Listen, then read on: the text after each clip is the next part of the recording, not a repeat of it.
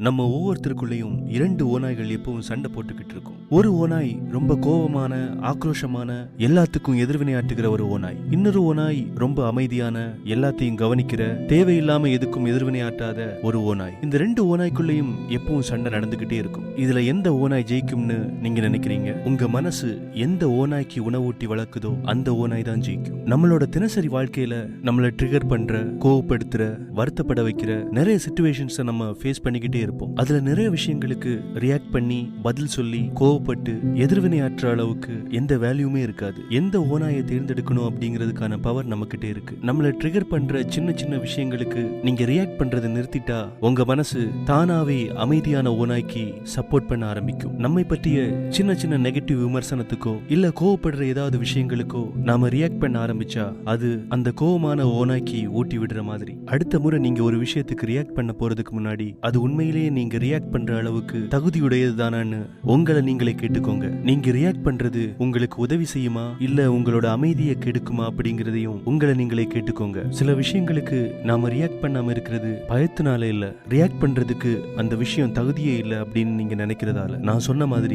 இந்த ஓநாய்களின் சண்டை உங்களுக்குள்ள தினமும் நடந்துட்டு இருக்கும். எந்த ஓநாய் ஜெயிக்கும்ங்கிறது உங்க கையில தான் இருக்கு. குட் நைட் பை யாரோ.